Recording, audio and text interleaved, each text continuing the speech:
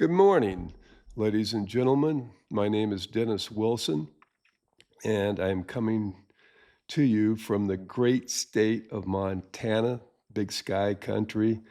It's usually nice and blue, but the fires have moved in on us and it's smoky season. So here we are. Um, I would like to take this time and go back and describe a few things. Again, my podcast is We the People, hashtag the United States Constitution. And last time I listed a whole bunch of reasons, personal and otherwise, why I wanted to do this podcast. And I hope I haven't offended anyone. And again, we're all entitled to our opinions. And I think that's the only way our founders meant it to be. The I would like to just go back and mention one thing that I really didn't have time to discuss, and this issue came up this week. Mr. Jeffries, who's the leader of the Democratic Party, proposed a bill to stop insider trading. Now, what's insider trading? It's simple. It simply means that they can have information that the rest of society, the rest of us who might like to invest in the stock market, we don't have. They receive that from lobbyists and corporate people, et cetera, and they can jump on the opportunity and in most cases probably make a lot of money. Not probably, but they do. Surprisingly, many people within his own party voted against the bill. And I don't know yet, I haven't done enough research, but maybe some Republicans also refused to vote for his bill.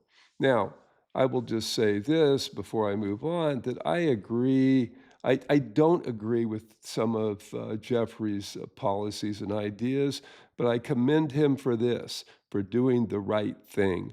And why should people who are there to serve us be there to serve themselves and line their pockets? Uh, I think that the voters in the next cycle need to look at that very hard and not vote people in that are self-serving.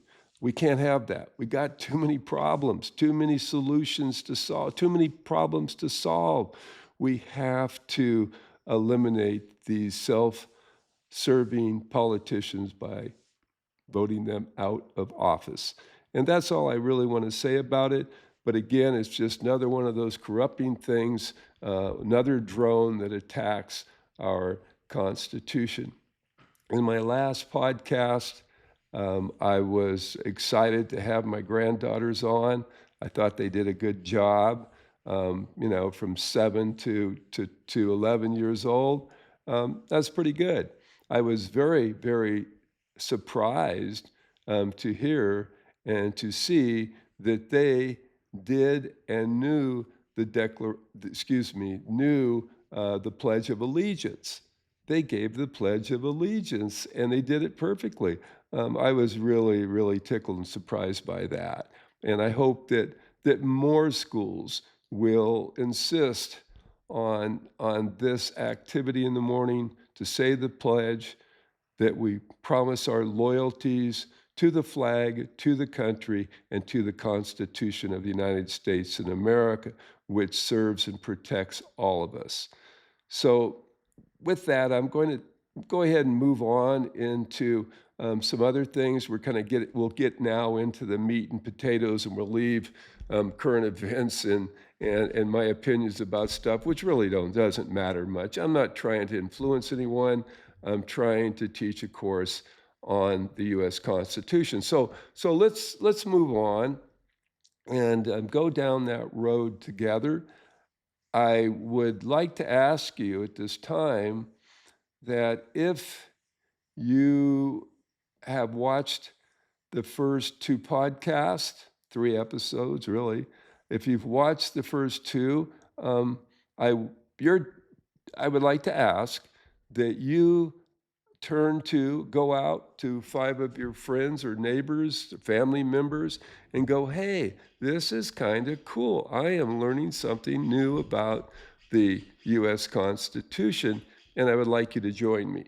That way, we'll get out the message. My classroom size will get bigger and bigger, and that's my goal, is to bring more people into learning about the founding principles of the Constitution, which too much, as a relative of mine said yesterday, in getting feedback from him, that too often we take the Constitution for granted. And we have, and we have.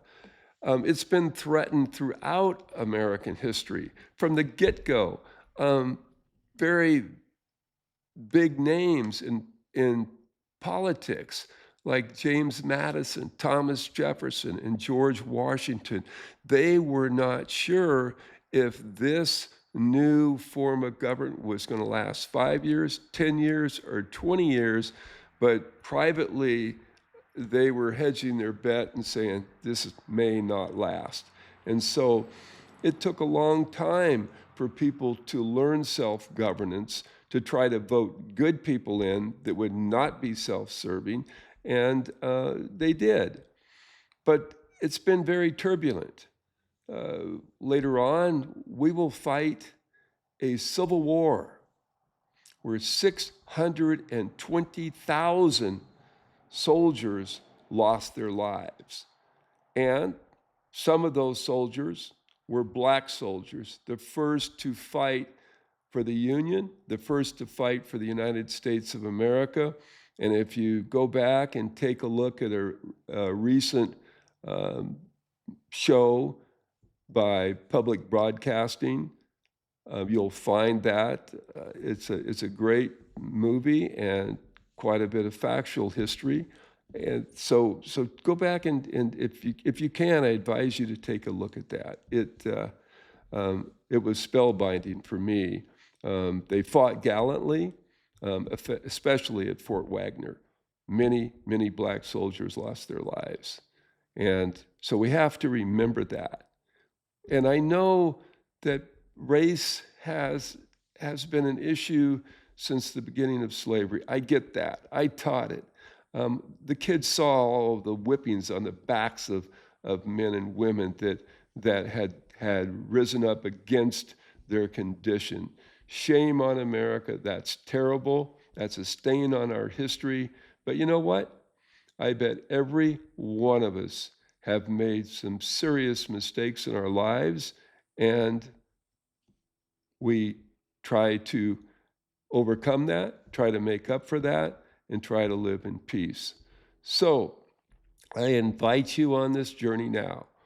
We're going to go back, way back into world history and Western civilization and look at the beginning of the founding ideas of what we call republicanism.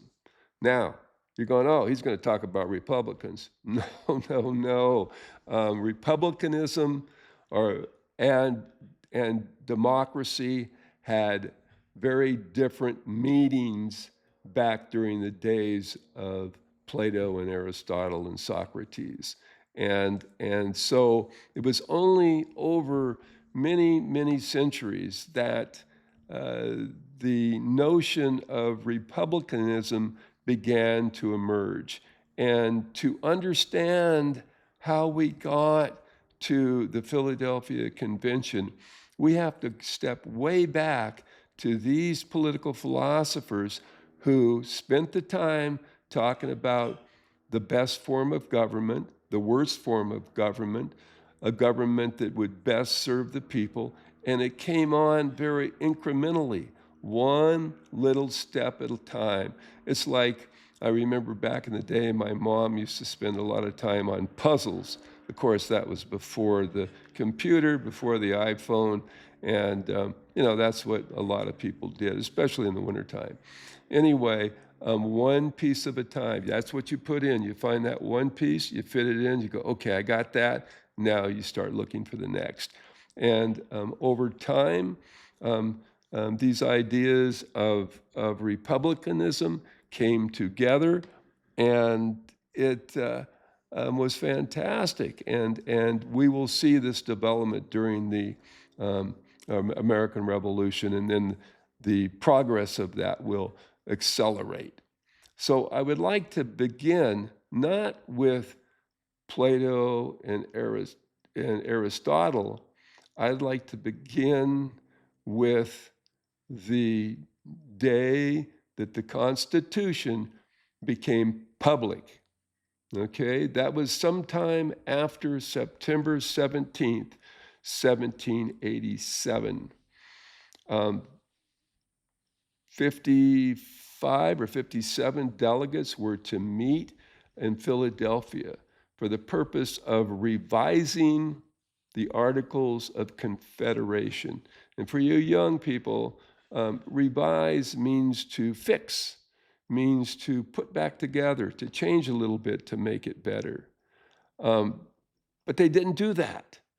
They took a gamble, a huge risk on forming a new form of government that would provide greater security, greater unity for the 13 states, because the founders and the leaders knew that this Articles of Confederation, as they called our first recognized national government, um, they realized there were so many weaknesses that it just couldn't be fixed. And so on the opening day of the convention, in early June, they had actually been there sooner. They got there at the end of May, but there wasn't enough states present to officially begin. They were coming. They knew they were on their way, but back then it was a horse and buggy or a horse to get you to Philadelphia, and you might be coming from 300 or 400 miles away, and so they had to just wait and wait and wait for the opportunity. And when they got it, they ran with it. 3 months later, they had put a document together that they were going to put in front of the people for a vote. Now, this convention was done in secrecy. They kept it in secrecy because, if you get a little piece of information here, a little piece of information there, and you run with it, it can hurt you in the long run. And they realized that. So unbelievably, today that couldn't happen. Not with a meeting of this great significance. Somebody would leak it out, and then you got problems. Okay, so they kept this meeting secret. And it, like I say, it went on for 3 months. It was hot. It was humid in that room. They had to shut all of the windows to keep eavesdroppers out. They had to post guards at the door. And of course, a lot of rumors were circulating. Some states were so suspicious that they didn't even show up. Little Rhode Island said, no, we smell a rat and we don't want any part of this. We are going to be eaten up by the bigger states and we're going to lose our statehood. That's what many of them believed. So they did not send a delegate to the Constitutional Convention. They were also, by the way, the last state, the 13th state to ratify the Constitution. And we'll talk about a lot of those parts and pieces of history as we go along. Now, I would like to ask at this time. I have a favor. I would like you, if you've watched these podcasts, and I've had 2, one is part A and part B, and then 2, so basically 3 podcasts. If you've watched them, I would ask that you go out, find 5 people, friends or family members, and help me spread the word and get them to the podcast. And I'm not saying I'm the only one. There's probably hundreds, if not thousands, of podcasts on the Constitution. I just happen to be one of them. But I think that I will work hard to to make you proud of me, and hope that you will join in and share this also. If you do, I ask that, make it table talk. Sit down with the family at dinner and talk about this. If the kids, have the kids watch it and go, hey, what did you think about this or that? Like, for example, in the last episode, my granddaughters and I talked about citizenship. Well, spend some time talking about citizenship. We hardly scratched the surface of that issue. There's a lot more to talk about. We didn't even get into obeying laws, and following the laws to give us order and security in our nation. So now I would like to move on and talk about the very beginning of the opening lines of the Constitution. They're very, very important, very extremely significant to the document. And it's called the preamble. And the preamble, kids, is like an introduction. It's like if you walk up to a friend or neighbor, put out your hands, shake your hands with them, and go, hey, my name's so-and-so. I live in this place. My house is that color, and I'm your new neighbor, and I'm just introducing myself, and maybe we can be friends and do things together. So let's go ahead and again, try to get the information out there about what we're trying to do. Now for the preamble. I'm going to hold it up so you can see it, and we'll take a look.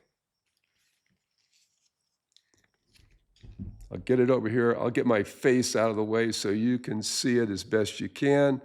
It says, "We the people of the United States of America, in order to form a more perfect union, establish justice, ensure domestic tranquility, provide the common defense, excuse me, I got to read it now, the rest of it. Provide for the common defense, promote the general welfare, do ordain and establish this Constitution for ourselves and for our posterity, do ordain and establish this Constitution."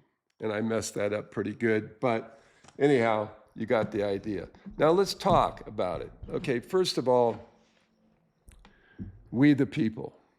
Doesn't sound like much. We the people. Okay, just you and me and everybody else at the time, and we the people. We the people had the power to establish this Constitution.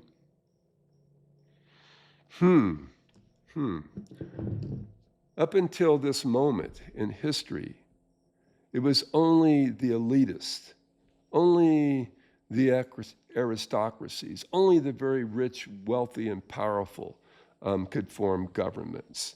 And we had kings, we had emperors, we had queens, we had all of it, but it was not democracy. Later on, they came up with this notion of divine right of kings, that God had passed down to these people and their families. They were ordained by God to rule.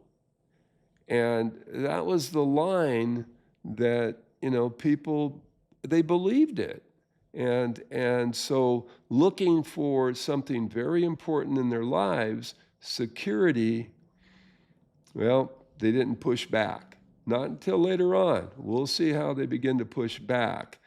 Because if these people had all been good influencers and had goodwill, that goodwill would have been the essence of their societies, and it wasn't. There were some very wicked, bad, mean, despicable rulers along the way. There were, again, like I said earlier, self-serving, and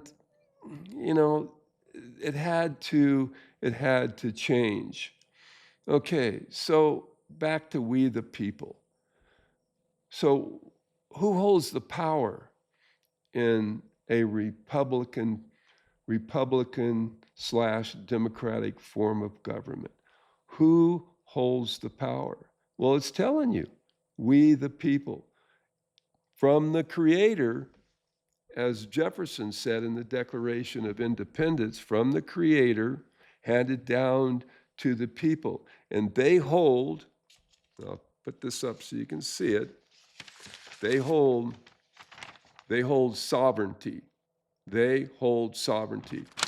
So sovereignty is, if you look it up in the dictionary, it's supreme power or authority. And so it rests with the people, the consent of the people. This idea that of consent, by our word, by our vote, we endorse and we give you this particular power or right to pass some kind of legislation. And so where is that power? Boy, we got a constitution and they've got a lot of power. They do a lot of things. I mean, they do have, in some ways, if you think about it, control over life and death.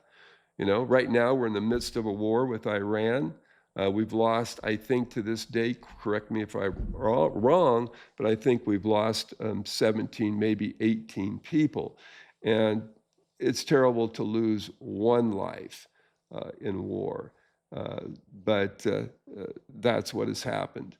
And so when you look at this and go, that's shameful, that's terrible, it is. But think about the 620,000 American soldiers who lost their life during the war to keep this country secure and safe. Now, with that, I forgot another thing this morning. I get excited and jump into this, and I need to turn to the flag. We're going to say the Pledge of Allegiance. Okay, so if you're out there, listen along. If you have a flag, stand up. If you don't, imagine one and stand up, and let's say the Pledge of Allegiance. I pledge allegiance to the flag of the United States of America and to the republic for which it stands, one nation under God, indivisible, with liberty and justice for all.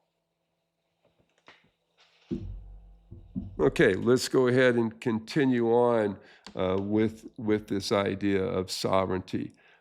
So they, again, and this was John Locke. We'll talk about this English philosopher, but he's the one that, gave us this, suggested this idea of consent, that it's not a king or queen or some aristocrat that receives the power from God. It is all of the people, all of the people. And today I think we can say that with sincerity and with honesty. So now the people hold all this power, and they delegate some of that power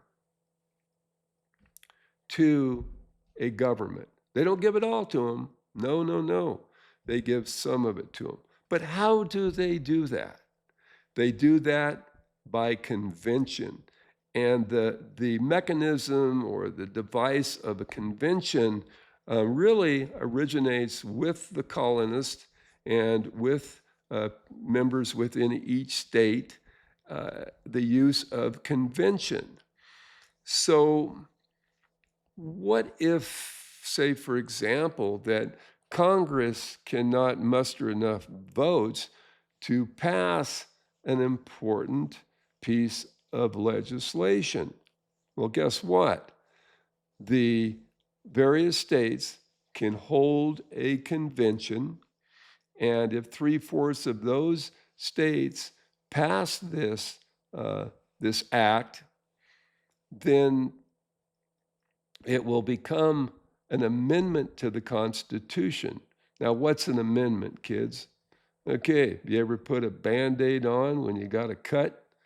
Okay, you put it on there, and you've added something to your body, to your arm, and it's there to support we the people. And we have, I believe, correct me if I'm wrong, 27 amendments have been passed by convention. Congress can also do the same, by the way. But I'm talking now, I want to focus on we the people.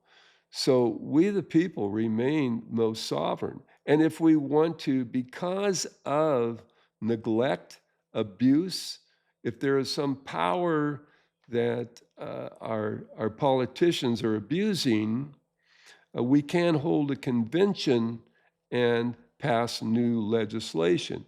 For example, I suggest that down the road, because of this crazy spending on the national debt, we're now at over $42 trillion by some estimates by the experts, way out of hand. And I think that's going to have to be reined in. Obviously, our politicians are not paying attention. Rand Paul has spoken till he's turned green in the face and nothing. So I think that may happen down the road. I hope it will by convention. Okay, so that's just one mechanism. There are others, but that's one mechanism by which the people have that power and that authority, and they have, throughout American history, have executed that, most of the time in benefit of society and the people at large. So that we, the people, keep that in mind, that yes, you are important. We've talked about it in terms of voting, and it's very important to do that. And we do influence our politicians. Okay, so we, the people. Okay, so now we're talking about we the people. We the people, in order to form a more perfect union. That's really important. A more perfect union. They were humble. They didn't say, hey, this is perfect, man. You guys, everybody go out there and let's get this thing going because this is what we need.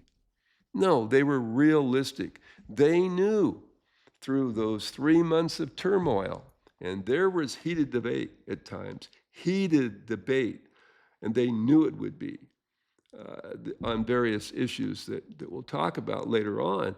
There was serious heated debate about the outcome of the meetings and proceedings and what would take place. Okay? So, a more perfect union, a more perfect union. And I think this needs to be said, and you can do your own research, but the English brought slavery to America. Okay? The colonists were English. They brought it to America. They participated in it. Now, how and where did they get the slaves?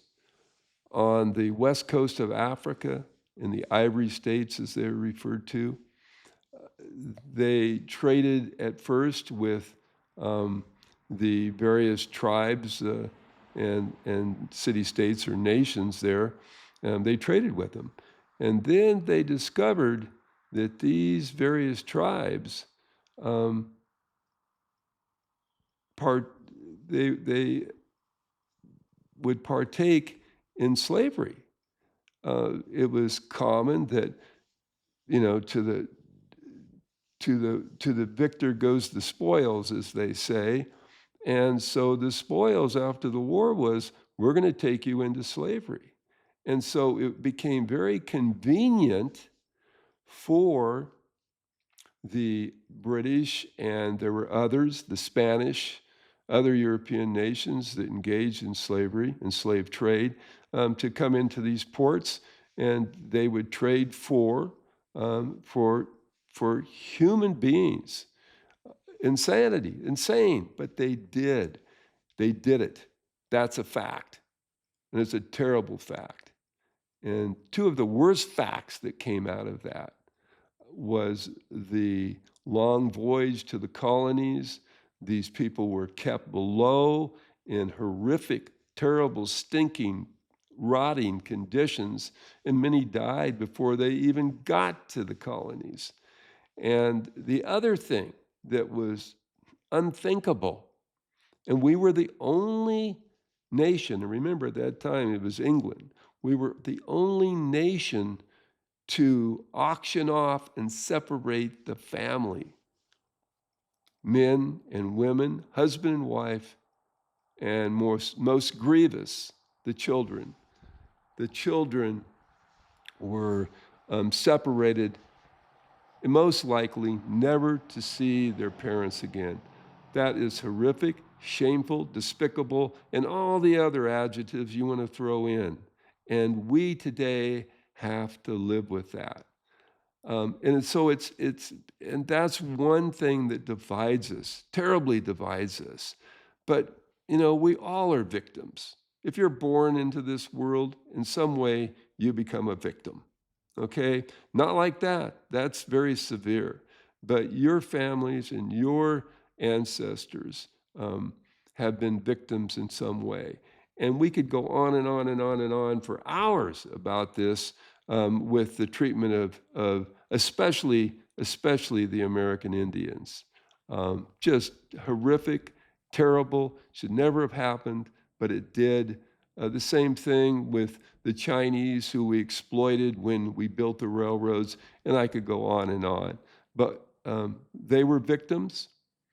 We today can be victims if we do not have two parents, if someone's left the household for good, and one parent is raising you, struggling to raise you. Thank God you got one good parent. If not, then you got your grandparents or someone else that's raising you. So you're definitely a victim of negligence. And it go on and on and on about this. But we've got to find ways to reunite the country. I suggest here and now that when the Democrats and Republicans in the morning look across the aisle and see another human being on the other side with opposing views, so what? They're human beings. They're a part of humanity. Step across the aisle and go, hey, tomorrow morning at 7:30, why don't you come down to my office and we'll just have a cup of coffee. I want to hear more about your state. Tell me something. We'll just talk it up. We won't talk politics. Let's just talk about us and begin to break that ice, because we have, and I'm pleading with you politicians, we have too many serious problems to face, and if we don't do it, that is going to destroy us and destroy the Constitution. So be brave, step across the aisle and go, hey, how about coffee tomorrow? Come to my office. I make a good cup of brew. Or if you don't like that, I'll fix you a hot tea. But come by. Let's spend 30 minutes and just talk. Get to know that person on a personal level, and it could begin to change the dynamics that we see, the stupidity that we see, the childness that we see every day, the kinds of, as we'll talk about later on, the political rage that goes on. We must overcome that. Okay, now I want to go on with back to the preamble. Let's go back and see what else we have to say about it to form that more perfect union. Now, why didn't they take the moment there to end slavery? They discussed it in great detail. But Madison, who was one of the leaders, prominent leaders of the convention, Washington, and others, Jefferson, he was not there, but I'm sure he was felt. They knew that if they tried to ban slavery, to end slavery, it would divide this union at that time. The South would leave. They were deeply engaged in slavery, and they were not going to give it up without a fight. So they knew the greatest threat at that time was England. They knew they'd be back. They knew, they felt that they had been cheated, that it was a stroke of luck by these rookie Americans to defeat them in war, and we knew at some point they were going to be back, and they were. So that prophecy was played out, and and it was a tragedy. There's no doubt about it. I mean, you'd be insane to say, "Oh, no, nothing wrong with that. They did what they did." No, it was a huge tragedy. But again, they knew that down the road, Americans would continue that fight to form a more perfect union. There's my buzzer going off telling me that it's time for me to hush up and end this podcast.